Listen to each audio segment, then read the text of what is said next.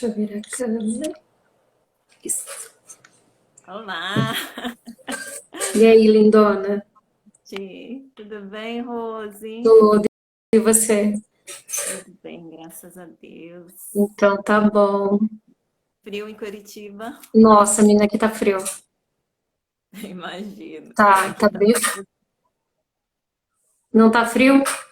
Tá Tá um fresquinho? pouco, Tá, tá né? fresquinho, tá É, aqui sim. tá gelando. Eu até coloquei duas blusas porque eu começo a tremer. Se eu fico parada, eu começo a gelar tudo. Ixi, E olha que eu tô de meia, de calça e duas blusas. nossa, que graus Tá, mas aí. é que tá bem fresco. Bem gelado. Você tem ideia de quanto tá a temperatura aí? Agora, eu acho que deve estar uns 14, mas a sensação térmica é bem menos. 14, acertei. É isso aí, 14. muito bom. Então, Rose, vamos começar? Vamos. Vamos. Então, hoje a gente vai falar um pouquinho sobre como que está sendo a alfabetização do Rafa, né? O ano passado a gente conseguiu destravar aí, né? Então ele começou a ler as palavrinhas. Conta um pouquinho para a gente sobre isso. Ele teve uma primeira e segunda série bem complicada, né? Ele já tinha uma certa dificuldade. Ainda no segundo ano, a professora sempre estava me chamando lá para falar sobre isso, né? Que ele tinha dificuldade. Na verdade, toda vez que ele ia ler, ele não conseguia juntar palavras, né? Ele não conseguia, ele já começava a chorar, né? Então ela já viu dificuldade aí. Então toda vez ela me chamava, tinha reunião, mas ela sempre me chamava em particular para comentar sobre isso. Aí ele mudou de escola, isso já muda tudo, né? Porque muda os amigos, muda a professora, então já complica um pouquinho mais. Aí na terceira série, que foi o ano passado, né? Ele tinha dificuldade. Foi a primeira reunião que teve e ela já falou para mim, ela falou, Rose, ele não consegue, ele tem dificuldade em ler, mas com o tempo ele vai melhorando, a gente vai ensinando devagarzinho, porque vai recapitulando as coisas da segunda série. Só que aí veio a pandemia. Aí complicou um pouco mais a situação dele, né?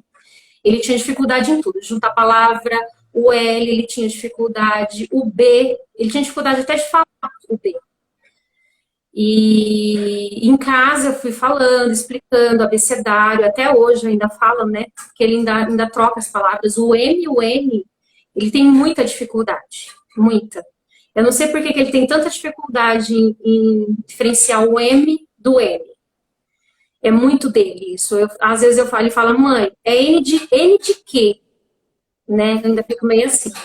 Mas aí, depois das suas aulas, eu fui recortando palavrinha, igual você explicou, juntando a palavra, tipo, tiro o N, coloco o N, porque já muda tudo, né? Dá o significado da palavra. E aí ele melhorou bem nessa parte, já consegue. O M e o N já teve a diferença. E depois que ele pegou aquela apostila também, que foi juntando, devagarzinho ele conseguiu. Só que a maior dificuldade dele agora, no momento, é o R. Vamos lá, colocar, né, o ar no final. Ele não consegue. Ele chega, ele completa a frase. Colou, hora que vai falar o car, ele não consegue. Ele trava. Então eu queria saber o que que faz, né, para porque assim, a gente não é professora, né? A gente é só mãe. Então eu queria saber o que que eu faço para melhorar essa situação com ele, como explicar, porque a gente como mãe a gente não sabe, né? É, A gente, para nós é fácil, porque a gente já sabe, né? Já tá lá, é nítido, mas e para ele, né? Como que a gente deve explicar esse R que tá lá no final, né? Como fazer? É isso que eu queria saber. legal, Rose. Vamos conversar então bastante sobre isso hoje, então. Tá. O porquê que as crianças têm essa dificuldade para compreender o som final, né? Porque o R, ele é uma letra que tem uma irregularidade bem grande. O que que é uma irregularidade? Dependendo do local, da posição do R na palavra, o som do R muda. Então, é difícil para a criança, muitas vezes, lidar com essa irregularidade. Então, ele está acostumado lá com o B, que só tem um som. Então, ele vai Uhum. escrever ba, pensa no sonzinho do B e do A. Então, tranquilo. Só que aí você imagina uma letrinha que no começo da palavra tem um som forte, né? Então, rato é um som. Uhum. Lá no meio mudou o som. Então, parede já é outro som, já é um R brando, né? Que a gente fala que é o Sim, R. calma, né? E aí, se você tem lá ele no meio, né, no meio da sílaba, entre consoante, consoante, vogal, né? Então, no pro, né? É o mesmo som do R brando, mas a forma da sílaba muda, né? O re é o R e o E. O pro é o PRO, né? É uma sílaba com Uhum. 3 letras, com 3 sons. Então, essa multiplicidade de sons que é atribuída à letra R é o que dificulta a criança perceber isso. Então, geralmente, o que acontece? O som final da sílaba, né, que é o aqui em São Paulo, né, mas em algumas cidades do Brasil também é o r, né? Então, tem gente que fala Uhum. carteira, né? Mas, por exemplo, aqui em São Paulo, não sei se em Curitiba é assim, mas eles falam carta, né? Não, aqui já não fala, não fala. Esse carta, né? Essa coisa que a gente tem em São Paulo já não tem aqui. É. Então, Carta. aí Eles falam muito carta, carta. já, já É, mudou o som, já né? Então, muda. tem um R forte, que é o r, tem um R brando, que é o r, né? E Uhum. tem esse r no final aí da sílaba ou da palavra. E aí a gente precisa falar para a criança: olha, Rafa, essa letrinha R ela tem vários sons. Então, dependendo do lugar onde o R está na palavra, vai mudar. Então, a gente tem que lançar esse desafio para a criança para ela perceber quando que mudou o som. Então, por Uhum. exemplo, vamos lá dar uma palavra rato, é tranquilo para ele, né? É do Sim, nome dele, Rafael, é, né? fica fácil. Então é tranquilo. Agora, você me falou que o sombrando ele também reconhece, né? Então o Reconhece. professor ele O reconheceu, né? professor, ele reconheceu, eu ainda fiquei assim, né? Hoje abriu. Aí ele conheceu que tem o B e que tem o R, mas a maior dificuldade é no final, por isso que eu não consigo entender. Por que que ele tem essa dificuldade? Porque é outro som, né? Entendeu?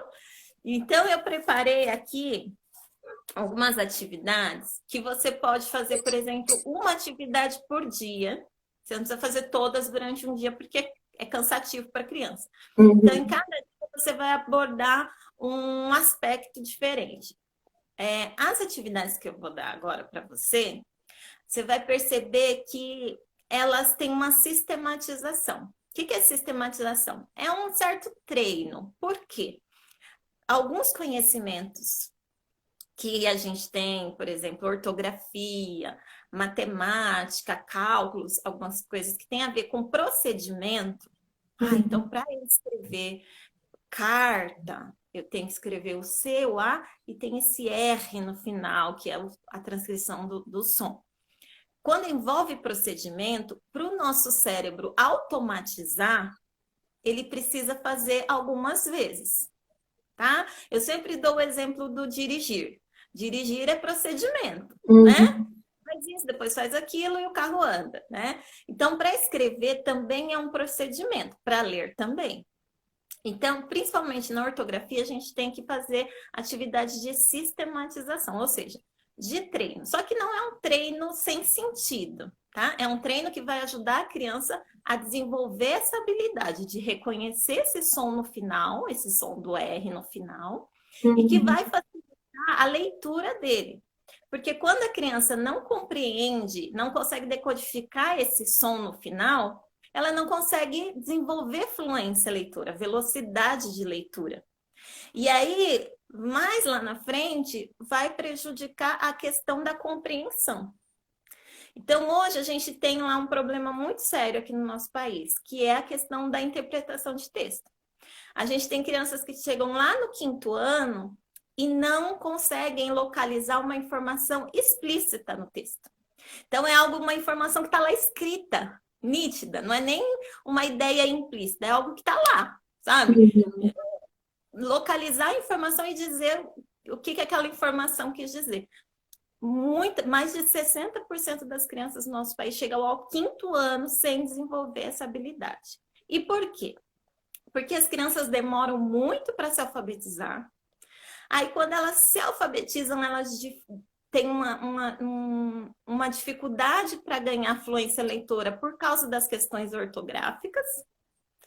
E aí vai prejudicar a compreensão. Então, se eu não consigo ter velocidade de leitura, eu tenho que gastar muita energia mental para decodificar aquelas palavras. Então, quando eu termino de decodificar, eu já esqueci o que ela significa. Então, imagina num texto. Então, por isso que é importante a gente trabalhar, sempre começar no nível da palavra, porque aí você vai ganhando essa questão da identificação.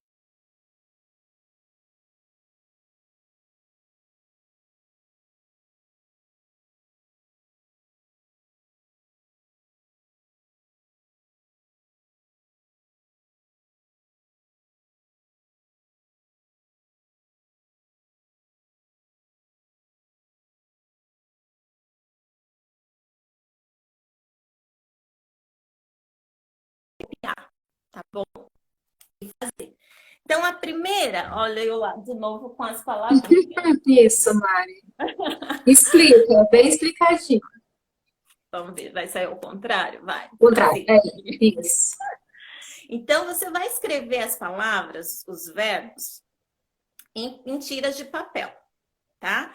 E aí, eu vou colocar lá uma lista de umas 15 palavras, tá? Com o final ar, né? Com o final ir, com o final or, para a gente explorar bastante essa questão. Então, a primeira atividade primeiro você escreve as palavras, lê com ele, né, a palavra, então, esquecer.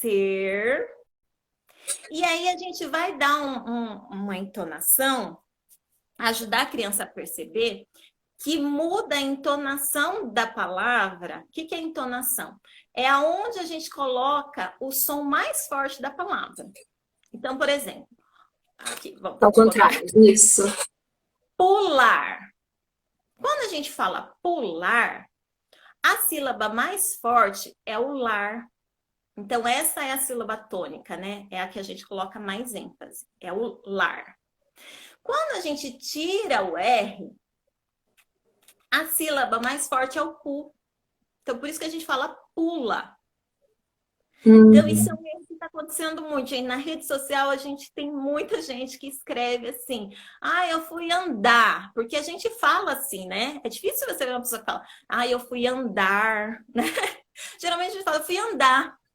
Só que andar não existe assim nesse sentido, né? Se você colocasse um acento aí no A, mas de qualquer forma estaria incorreto.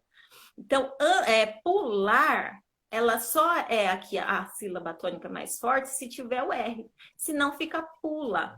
Aí a sílaba mais forte é o pu. Então a gente lê pula. Então você pode até enfatizar, ó. Vamos ler? Pular.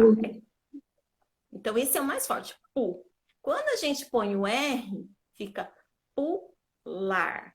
Então, aí você já explora com ele. Então, toda palavra que terminar com R sozinho assim, ele tem som de er. Então, vai ficar pular. E aí você vai lendo com ele e perguntando para ele. Ó, qual que é a sílaba tônica? Qual que é a sílaba mais forte, né? Vamos de novo. Olha lá. Desenhar. Desenhar. Qual que fica mais forte? É o nhar. Tá? E se tirar o R? Fica o quê? Desenha. A sílaba mais forte passa a ser o Z, né? Desenha. Sim. Então, a gente tem que fazer essa brincadeira com eles, tá? De fazer a leitura, ver qual que é a sílaba mais forte, e aí tirar o R e ver que palavra que fica. Essa questão da entonação é muito importante, porque se a criança continuar lendo, desenhar, mesmo sem o R, opa, eu esqueço que fica ao contrário, desenhar, ela vai achar que não tem função o R.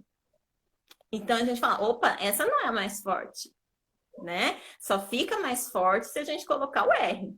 Então, fica desenhar. Se tirar, fica desenha. Então, o Rafael desenha muito bem. Né? Então, a gente precisa explorar essas questões. Então, essa é a primeira atividade. Então, prestar atenção na entonação, qual que é a sílaba mais forte. Então, toda vez que tem um R, a última sílaba é a mais forte. Tirou o R, é a segunda, tá? A segunda. Aí, ficou claro? Qualquer coisa você vai me falando aí, tá, Rose? Ficou, Se eu começar com o pedagogizês aí, pode deixar. você me fala, traduz. Pode deixar. Outra questão que é legal, outra atividade, depois que você fizer essas filipetas aqui com os verbos, é você pedir para ele selecionar quais são desses verbos que ele mais gosta de fazer. Então, desenhar, brincar, pintar, pular, enfim, ele vai escolher desses daqui qual que ele mais gosta de fazer. Eu vou passar a lista todinha para você, tá? Tá joia. E aí, depois, você pode pedir para ele, então vamos escrever, então, quando que você gosta de fazer essas coisas? E aí você vai começar a montar frases, um texto. Eu gosto de andar de bicicleta, por exemplo. Quando que você gosta? Onde? Eu gosto de andar de bicicleta quando tá sol, no parque que fica em Curitiba. Então, vai começando a desenrolar essa questão também do sentido da palavra e de construção de um texto. Tá legal? Certo. A outra atividade, que essa é muitíssimo importante, é a questão da soletração. Então, o que a gente vai fazer? Essas mesmas palavras que você usou na primeira atividade para ler e perceber qual é a sílaba que está mais forte, perceber essa entonação, essas mesmas palavras, o que você vai fazer? Você vai ajudar ele a soletrar. Então, ele vai ler, desenhar. E aí, ele vai soletrar. Aí ele vai falar, olhando para o papel. D-E-S-E-N-H-A-R. Depois, ele vai fechar, pôr a filipeta virada e vai fechar o olhinho e vai tentar visualizar essa palavra. E aí ele vai, aí você ajuda ele. Então, pensa sílaba por sílaba. Aí ele vai falar desenhar. D-E-S-E-N-H-A-R. Porque isso é importantíssimo para o cérebro. Por quê? Não sei se você fazia isso, quando você estava em dúvida de como que é a palavra com S ou com Z, você escrevia para ver, acho que essa ficou esquisita. Uhum. Sim. Por quê? Porque a gente desenvolve uma memória visual das palavras. Então, isso é importante a gente desenvolver neles. Até uma outra variação que você pode fazer desse, por exemplo, aqui está toda em letra de forma maiúscula, né? Você pode fazer minúscula, você pode fazer com letra de mão, letra cursiva, né? Porque vai favorecer a leitura dele, tá? Nessas outras grafias. Então, isso é importante. Mas aí tem um passo a passo. Primeiro, lê. Depois, olha bem, depois soletra e, por último, fala a palavra. Joia? Joia, perfeito. Perfeito. Depois, você vai usar essas mesmas palavras para fazer um ditado. Só que o ditado vai ser interativo. Qual que é o problema do ditado? Muitas vezes a gente faz o ditado e o ditado serve só para avaliar a criança. Vou fazer aí 5 palavras, escreve aí. E aí a gente deixa a criança se matando lá. E aí depois, quando vai corrigir, fica um nervoso, né? Sim. Então, não vamos fazer assim. O primeiro ditado a gente vai fazer assim. Por exemplo, você vai falar a palavra lá, desenhar. Vamos pensar sílaba por sílaba, Rafa. Vamos lá. Como que é o D? Aí ele vai colocar lá. O D e o E. E o Z? Será que é o Z e o... Aí ele vai pensar. O Z e o E. Aí você fala, será que é o Z? Não tem outra letrinha que tem o mesmo som do Z? Ah, o S. Isso aí ele já está conseguindo até, já diferenciar. Hum, legal. Nhar. Aí, né, a gente vai ver se ele tá memorizando. Nhar. A-N-H-A-R. Se ele esquecer o H ou esquecer o R, aí você fala, ó, vamos fazer o som? Tá. Ajudar ele a pensar. Nhar. Ah, tá. Colocou. Beleza. Terminou de escrever? Agora lê, vê se não tá faltando nenhuma letra. Leu, beleza. Passa para outra palavra. E aí, esse é o ditado interagido, não é aquele que a gente deixa a criança fazer sozinha e depois corrige. Não, a gente ajuda a criança a pensar sobre cada sílaba da palavra, tá? Sim. Aí, isso. Aí, depois que a gente fez isso, aí sim, num outro dia, a gente vai fazer o ditado de avaliação. Ah, Aí isso vocês sim. podem fazer, aí vocês podem fazer um combinado de recompensar. Isso fica muito legal para a criança, vai marcar ela para o resto da vida. Mas pense em coisas que têm valor emocional para ela. Então, por exemplo, olha, Rafa, se você acertar 5 palavras das 10 que eu ditar, a gente vai assistir aquele filme que você gosta comendo brigadeiro de panela. Perfeito. Isso vai ser, ele vai guardar para o resto da vida dele e vai criar uma memória emocional muito gostosa desse momento. Ele vai querer aprender sempre, entendeu? Dessa forma. E o legal dessa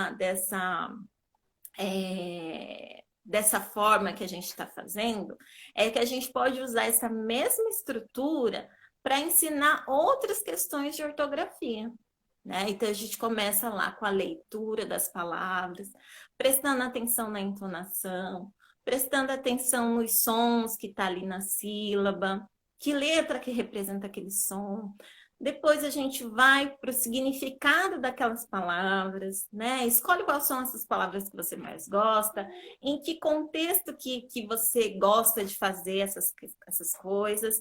E aí depois a gente passa para essa questão do soletrar. Como a nossa língua ela é alfabética, né? Então, cada som que a gente fala corresponde a uma letra, é muito legal essa questão da soletração. Em outros países que também têm a língua alfabética, como né, o inglês, lá nos Estados Unidos, tem até campeonato de soletração, né? Aqui a gente usa muito pouco, mas é muito importante, porque ajuda a criança a criar essa imagem mental da palavra e analisar ela fonema por fonema, né? Letra por letra, Uhum. vai ali. Então, ortograficamente também, e também depois gramaticalmente, é muito positivo para a criança. Então, vale muito a pena investir nesse tipo de atividade. Você gostou, Rose? Gostei. Tô aprendendo também, né? Porque as mães começaram a aprender junto, né? Sim, sim. E aí, assim, tem muita gente que acha que as crianças vão aprender ortografia lendo, né? Ah, quanto mais livros a gente der para a criança, ela vai escrever melhor. E isso não é verdade. Assim, ela vai escrever melhor porque ela vai ter ganho de vocabulário. Isso sim, ela vai ter mais vocabulário, vai ser mais criativa, vai ter mais repertório. Isso sem dúvida. Mas quando a gente lê, né, existe vários tipos de leitura, né? Você lê para pesquisar, para saber a respeito de um assunto, a gente lê para se informar, né? E a gente lê por prazer, né? Por Sim. querer né, gostar de uma leitura, de um livro, de uma literatura, né? Mas a leitura para corrigir é uma leitura muito específica, né? É Então, bem quando a gente diferente. quer corrigir alguma coisa, a gente quer ler para corrigir, a gente tem que falar para a criança: olha, nós vamos ler agora para a gente corrigir, para a gente ver se está faltando aqui alguma letra, né? Então, assim, não adianta a gente falar para a criança ler um texto, principalmente, gente, no início da alfabetização, porque, como eu falei no começo, a criança ela gasta muita energia na decodificação. Então, se ela ainda tiver que corrigir a leitura, então, às vezes a gente dá umas atividades assim que é uma tortura para a criança pequena, né? Ela Sim. produz um texto, ela tem que ler o texto, ela tem que corrigir o texto. Gente, uma coisa de cada vez. A gente vai ensinar ela a ler para corrigir, mas uma coisa de cada vez. Não dá para a gente dar um texto para ela corrigir se ela ainda está construindo a fluência leitora, se ela ainda está construindo a escrita dela, né? Está ainda naquele processo mais primitivo ali do início da construção. E ele, né? como perdeu o terceiro ano, né, Mari? Porque não é um ano perdido, né? Foi o ano passado, foi bem no começo, dia 18 de março, foi o último dia de aula dele. E esse ano também que não voltou ainda. E o que acontece? Um terceiro ano que não aprendeu nada, quem em casa não aprende, já não tem como. É bem diferente, né? Estando na escola. E esse ano também, que já vamos entrar em maio, e ele não teve ainda, né? Ele trouxe, eu peguei as atividades dele para ele estar fazendo. Tem muita coisa ali que ele não consegue. Tem duas, igual hoje eu estava com ele, né, explicando tudo, um texto, na verdade, só que tem uma folha que ele não vai preencher, porque eu também não vou fazer para ele, entendeu? Porque não adianta também eu levar na escola uma coisa que eu fiz, então eu vou deixar em branco. Eu prefiro deixar em branco. E mostrar que ele fez. Que realmente ele não sabe fazer, né? Porque, na verdade, as atividades deviam ser de acordo com o nível de conhecimento que ele tem, né? Com o nível de aprendizagem que ele tem, né? Então, se fica muito distante, o que acaba acontecendo é frustrando mais a criança ainda. Sim. Porque a criança tem consciência do que ela sabe e do que ela não sabe. Né? Ele já está tendo... Que o ano passado ele não tinha muito ainda, mas esse ano ele já começou a falar: mãe, eu tô na quarta série, mas por que eu não sei fazer aquilo ainda? Ele tá se perguntando já, ele já começou a se perguntar, né?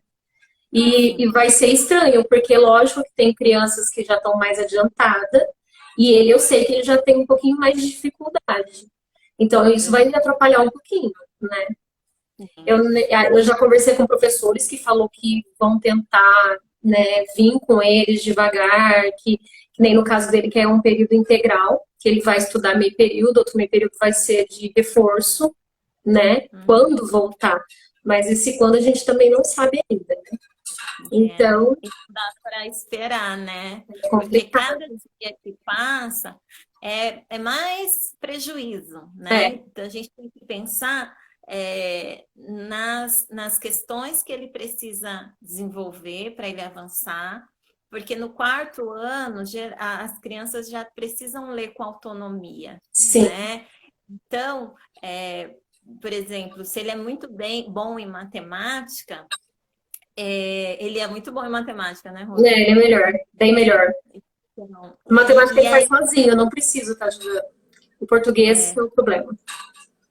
Então, só que aí qual que é o problema? É que como precisa ler as sentenças matemáticas, precisa ler as situações, problemas, né? Então, causa um problema, porque até naquilo que ele é bom, ele precisa da leitura para poder compreender o que ele está pedindo, né, no exercício de matemática, né? Então, a leitura e a escrita, ela é a base, né? Então, a gente precisa ajudar a criança, então, a se desenvolver nessas questões. E aí, Rose, manda ver aí nessas atividades, manda notícias. Estou me esforçando.